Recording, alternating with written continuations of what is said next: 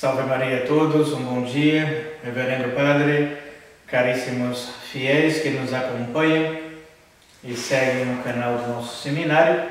Então recomendamos a todos que acompanhem essas conferências que estamos fazendo, porque é de um grande valor para os católicos em geral, de conhecer um pouco sobre cada cerimônia, cada aspecto, o mesmo ciclo litúrgico no qual nós estamos inseridos, que vamos começar, estamos já no tempo da Paixão, depois começaremos já o tempo de Páscoa.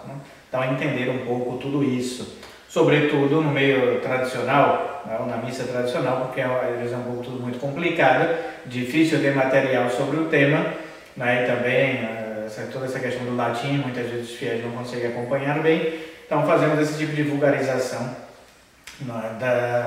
das cerimônias, das orações, desse tempo em que nós estamos. Então, na conferência passada, o padre falou sobre um sermão sobre as 7 palavras de Cristo na cruz.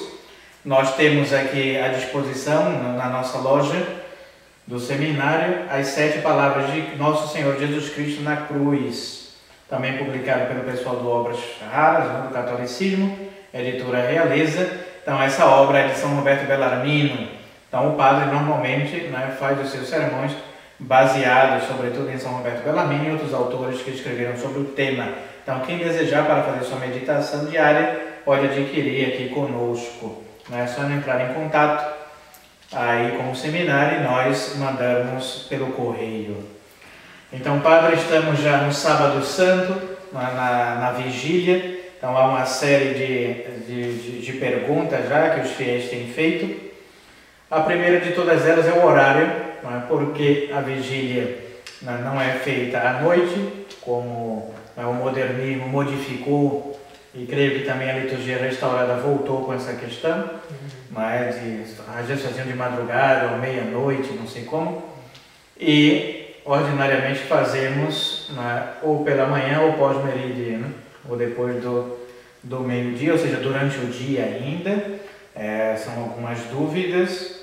Alguns perguntam também de por que o ofício de trevas não é feito também à noite, e sim durante o dia, sobretudo aqui que rezamos às 8 horas da manhã. Então são algumas dúvidas dos fiéis. Depois temos então a bênção do fogo, logo na entrada da igreja. Depois a procissão com uma serpentina, ou triquírio, ou a cana, como dizem, e canto do Exultet, e aí segue todas as 12 leituras, e profecias. Depois também tem a bênção da água, então, se o senhor puder comentar sobre isso. Entonces la cuestión, sobre todo de las preguntas, las dos preguntas, el horario de esta ceremonia y la cuestión del horario del oficio de tinieblas. Sí, o sea, primero hablando del horario del oficio de tinieblas, digamos que el horario propio, ¿en qué consiste el oficio de tinieblas? Consiste en los maitines y los laudes.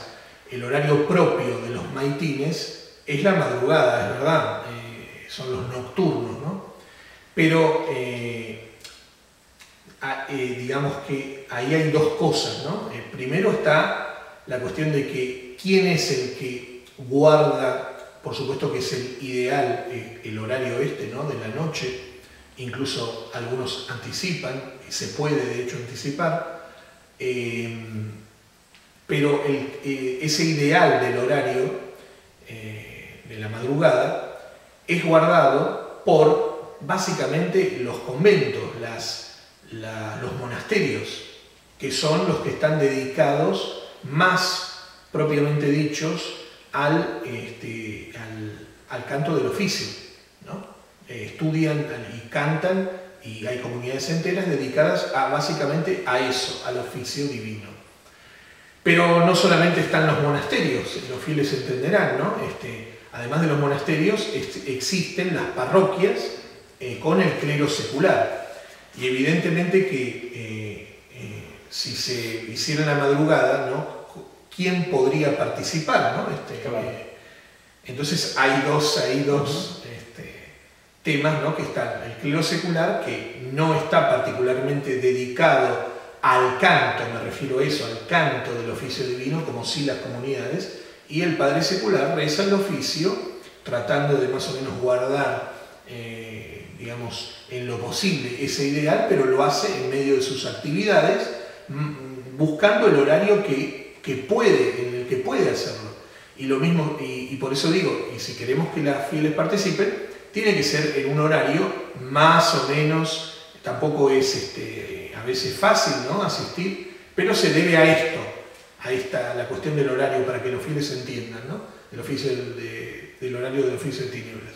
Lo mismo que tratamos de hacer un seminario, y de por sí, en el caso nuestro somos pocos, otras comunidades son más, pero los seminaristas son casas que están dedicadas al estudio, no al canto del oficio en particular, y entonces en medio de todos los trabajos también de la Semana Santa, no vamos a hacer, no se podría, digamos, a los seminaristas hacerlos ir en la madrugada a cantar el oficio por razones que todo el mundo va a entender, ¿no? Entonces son cuestiones más bien prácticas estas, ¿no?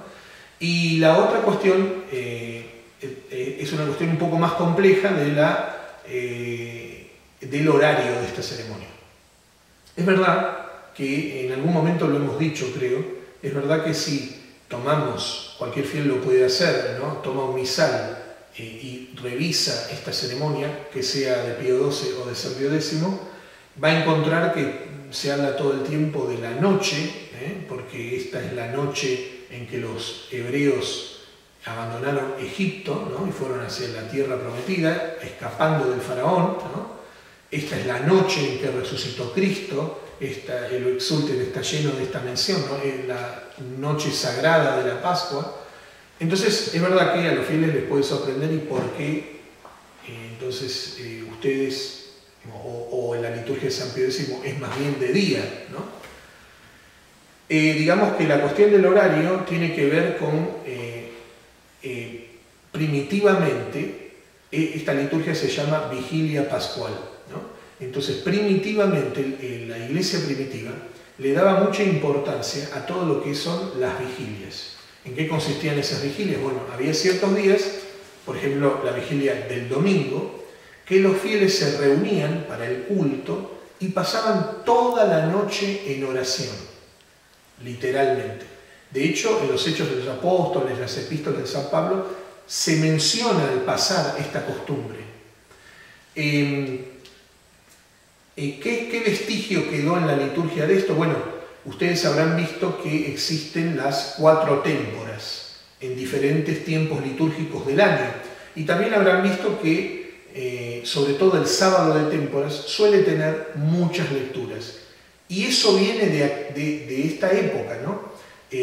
Se tomaban el sábado de témporas para hacer las ordenaciones sacerdotales, lo cual puede llamar también la atención precisamente porque hay un montón de lecturas y además estaría la ordenación sacerdotal. ¿Pero por qué era? Porque imitando, digamos, el uso de los cristianos primitivos, se hacía las vigilias, se rezaba, se leía la Sagrada Escritura, muchas lecturas de la Sagrada Escritura con las cuales se invitaba a la meditación, y como eran ritos que se hacían durante la noche, terminaba eso con la ordenación sacerdotal. Entonces los fieles pasaban un poco en oración y en la iglesia toda la noche.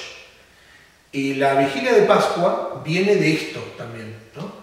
Y primitivamente, como todas las otras vigilias, era de noche. Así fue hasta más o menos la Edad Media. En la Edad Media se empezó a cambiar el horario y se dio pie a hacer esta ceremonia de día, ¿no?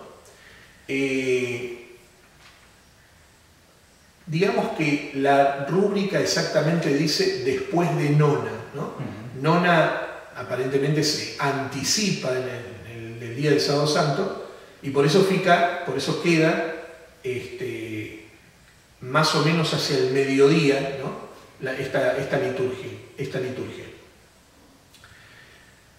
Digamos que la cuestión del día y de la noche podría ser discutible, digamos, ¿no? Podría ser eso discutible, ¿no? En todo caso, cuando se hablaron de los cambios de la reforma de Pío XII, la cuestión que se presentaba era la cuestión del cambio de horario, y lo que se presentó a Pío XII era eso sobre todo. Cambiar, o sea, restaurar ¿qué? Era restaurar el horario de la liturgia de Sábado Santo. Aparentemente no era modificar la liturgia, tocar la liturgia, sino solo el horario. Lo que pasa que, bueno, ya conocemos a los modernistas que suelen usar pretextos que en realidad no les importa, y lo que quieren en realidad es ir mucho más lejos, y fue lo que realmente hicieron. Y aquí en esta liturgia también se ven muchas cosas, ¿no? Los cambios se ven, ¿no? Uno de los cambios más que digamos que sorprende más es que en la liturgia de Pío XII y en la liturgia de San Pío X comienzan con la bendición del fuego nuevo, ¿no? Que también yo no puedo tomar mucho tiempo aquí para explicar eso, pero bueno, el fuego simboliza, tenemos la vela, ¿no? Que se entrega en el bautismo, simboliza la fe, simboliza a nuestro Señor, que es la luz del mundo, la resurrección de nuestro Señor, ¿no? Que vuelve a iluminar, y en la liturgia, digamos, el fuego nuevo tenía un sentido, digamos, mucho más completo, vamos a decir, en épocas donde no había luz eléctrica. Los fieles llevaban el fuego nuevo a su casa, o sea, alumbraba no solamente la iglesia, sino las casas de los fieles. Y una intervención rápida, padre.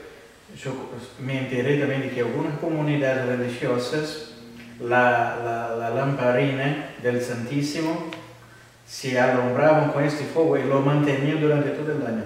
Mira. Eso ha cambiado. Claro, bueno, eso da mucho más sentido, ¿no? a esta cuestión.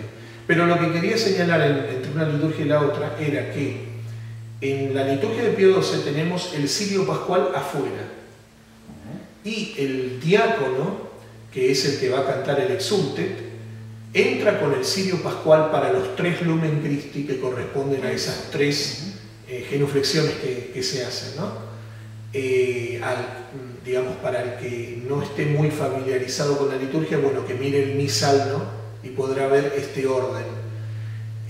Bueno, en la liturgia de Pío XII eso se hace con el cirio pascual porque se suprimió completamente aquel otro elemento que usted mencionó, aquella caña, aquella en francés sería roseau, que era un candelabro triangular, ¿no? Con 3 velas, que simbolizaba a la Santísima Trinidad. Y las 3 velas se van iluminando por orden en cada Lumen Christi. Entonces, en la liturgia de San Pío X tenemos las dos cosas: este candelabro, llamado también lucernario, y el cirio pascual. Entonces, lo que teníamos del lado evangelio que se colocaba esta noche era el candelabro triangular y el cirio pascual. Entonces, esa es la primera gran diferencia que tenemos aquí. Y cuando entraba a una iglesia, se alumbraba, se encendía una vela y Lumen Christi. Después ascendía más una otra, Lumen Christi. Exacto. La liturgia de Pío XII le agregó a ese rito también velas de los fieles. Digamos, después todo el mundo tiene su vela, incluso durante el Exultet, y no solamente durante el Exultet, durante el resto del rito también tienen una vela encendida, ¿no? No hay tiempo para mencionarlo todo, pero también incluso el cirio en San Pío X y en Pío XII es diferente. El cirio de Pío XII tiene el año en curso, ¿no? Además de la cruz y el alfa y el omega, tiene el año en curso, cosa que no tiene en la liturgia de San Pío X. Solo tiene, que se preparan también, ¿no? Con un dibujo, se pueden preparar de Cristo resucitado o alguna otra figura, y se pone la cruz generalmente y el alfa y el omega como adorno, digamos, que es lo que traza el diácono, digamos. Y a esa es otra diferencia, ¿no? Porque la decoración del cirio, es decir, trazar el alfa y el omega, como estoy diciendo, pero sobre todo colocar los granos de incienso, eso se hacía afuera, en la liturgia de Pío XII, se hace afuera, y lo hace el diácono, en cambio, durante el canto del exulte. Exacto, durante el canto del exulte. Ese es el primero de los ritos que hay. Después tenemos precisamente eso, el canto del exultet, ¿no? El exultet, que es exultet o pregón pascual, el anuncio oficial, vamos a decir así, litúrgico de la resurrección de Cristo, ¿no? Que podemos invitar a los fieles a meditar con mucho fruto, seguramente, que contiene aquella famosa palabra, ¿no? O felix culpa, ¿no? O feliz pecado, de hecho dice, ¿no? Porque nos trajo a un tal y tan grande Redentor, que no lo tendríamos sin ese pecado original, ¿no? Es un poco, es la poesía un poco del exultet, ¿no? Bueno, cuando se termina el exultet, el diácono, cuando hay diácono, si no lo hace el celebrante, ¿no? Pero cuando hay diácono, el diácono pide la bendición al celebrante antes de cantarlo, al exultet, y luego del exultet tendríamos las famosas profecías, ¿no es cierto? Las profecías. 12 claro, las 12 profecías. Las 12 profecías, que es el gran cambio también entre una liturgia y la otra, ¿no? Es decir, que en Pío XII trae 4 profecías solamente. O sea, conservó 4 de las 12, conservó 4 y suprimió todas las otras. Esta parte, uno puede preguntarse, pero ¿por qué 12, no? ¿Por qué tan largo? Bueno, ¿por qué tan largo? Es tan largo por la vigilia, lo que expliqué antes, ¿no? Que era toda la noche, ¿no es cierto? Las lecturas es verdad que son muy hermosas y se prestan muy bien a la meditación, así que bueno, la liturgia se desarrolló en una época ciertamente de mayor fe, pero no solamente de mayor fe, sino en una época en que los fieles tenían mucho más tiempo para ir a las iglesias y rezar, y no esta vida moderna, donde apenas las pobres familias tienen tiempo de respirar. Entonces a veces puede ser penoso para las familias este esfuerzo, ¿no? De todas las 12 profecías, pero hay que entender que la vida antiguamente era mucho más tranquila que la que tenemos hoy, y meditar, y ofrecer a nuestro Señor el sacrificio, como lo hace el sacerdote hasta los fieles, y meditar un poco antes para sacar mayor fruto, ¿no? En medio de estas lecturas tenemos también oraciones. Hay diferentes oraciones, que algunas de ellas tienen ese flectamus genua. El otro rito que tenemos en este día es la bendición del agua bautismal. Lo tenemos en los dos ritos, ¿no es cierto? Una procesión hasta la fuente. En el baptisterio, que se suele hacer en el baptisterio. Ahí, este rito existe también en las ceremonias de Pío XII, lo conservó, pero está agregado ahí otra cosa, digamos, que es lo que también llama mucho la atención. Hay un rito nuevo que no estaba, que es la renovación de las promesas bautismales.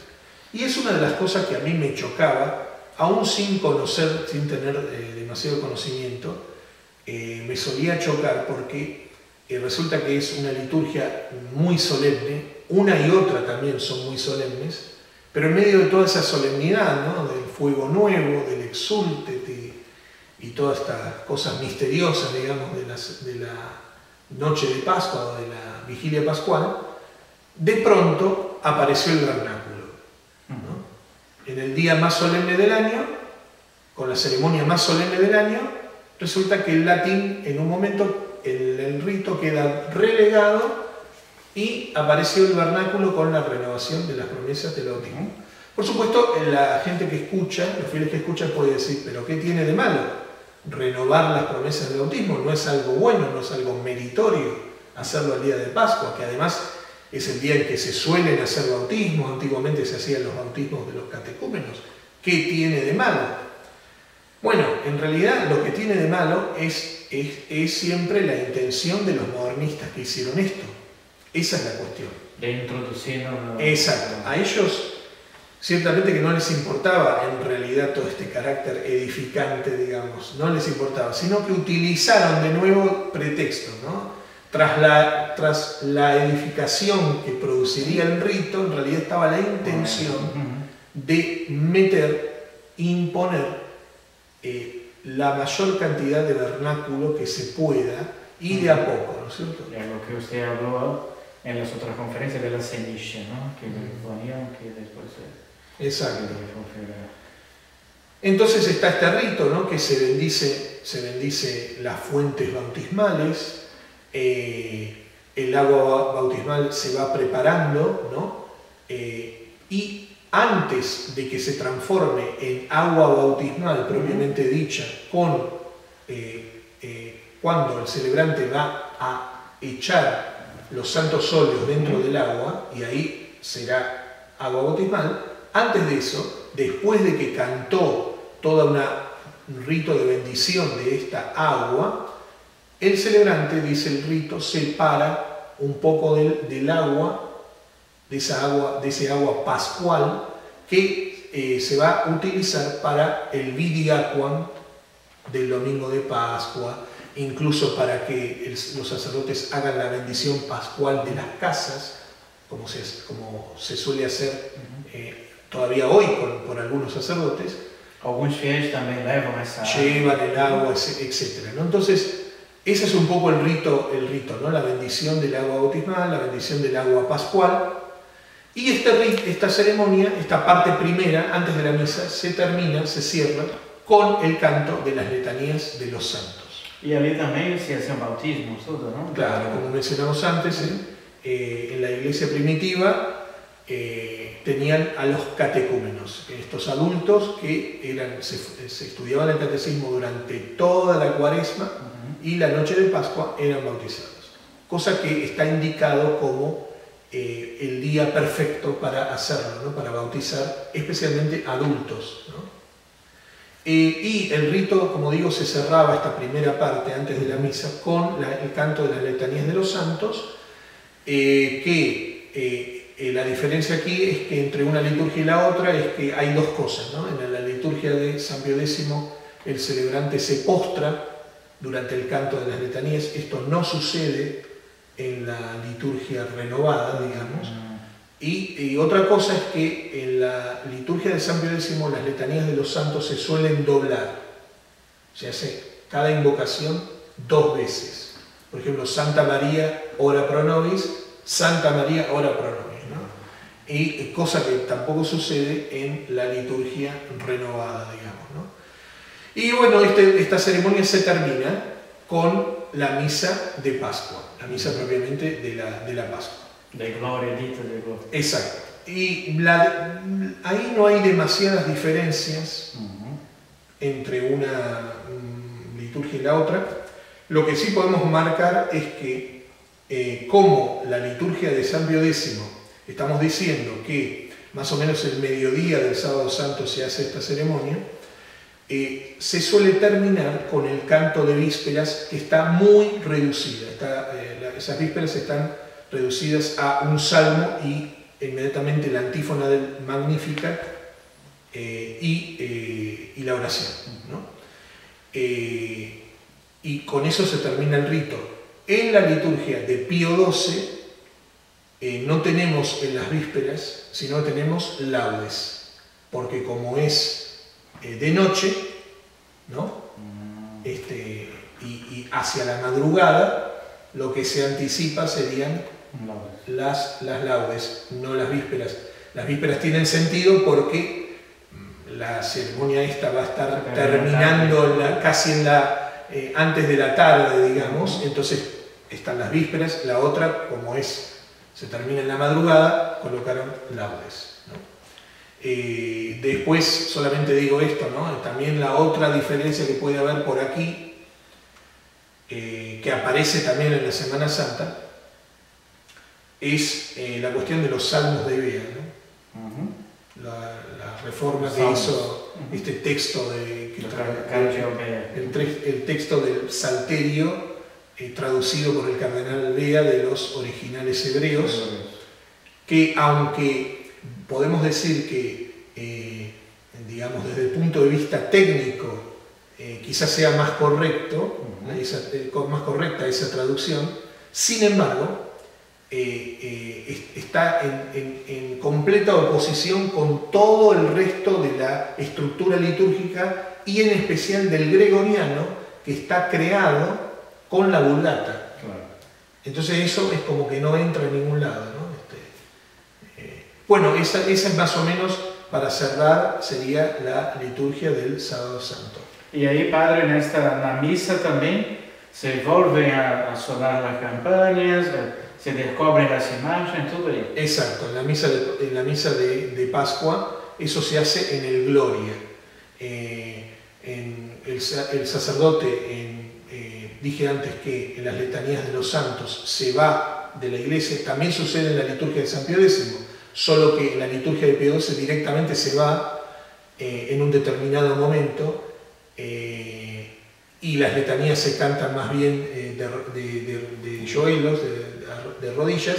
En cambio, en la liturgia de San Pío X el celebrante está postrado y en un determinado momento también se va.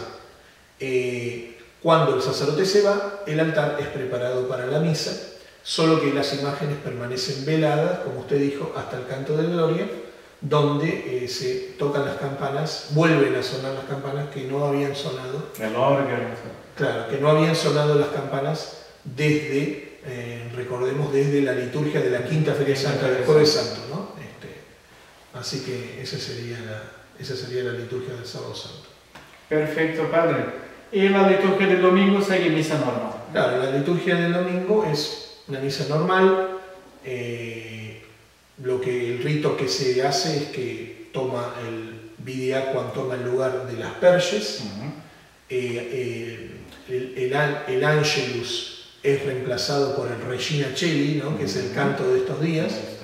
Y la misa del domingo de Pascua lo que tiene de particular es que tiene una secuencia, una especie de himno, después de la epístola, que no suelen tener toda la fiesta, ¿no? Y esta es Victime Pascal, que es una secuencia de origen medieval. El resto todo sería como una misa, una estructura de una misa común. Exacto, sí, sí. Perfecto, Padre. Muchísimas gracias por todas esas explicaciones teológicas, litúrgicas. Y finalmente vamos a terminar con una bendición. Bueno, entonces que los fieles puedan meditar, ¿no? Sobre todo las ceremonias de estos días, todo el sentido litúrgico, todo el sentido espiritual que tienen. Y solamente quisiera decir que, de nuevo, esto que se hace de modo de crítica o de observación, comparando una liturgia con la otra, no es contra nadie, no es crítica hacia nadie en particular, sino simplemente señalar la postura nuestra, ¿no? Y fundamentarla. Y nosotros no condenamos ni podemos condenar al que quiera seguir la liturgia de Pío XII, y simplemente decir, ¿no? Que uno no es que no sea católico ni mucho menos por seguir la liturgia de Semana Santa de Pío XII. Bueno, que Dios nos bendiga a todos y que nos ayude a acompañar a nuestro Señor en estos días de Semana Santa y a preparar una Santa Pascua. Es mi ferviente oración, y con estas palabras doy la bendición: Benedictio Dei Omnipotentis, Patris et Filii et Spiritus Sancti, descenda super vos et manet semper. Amén.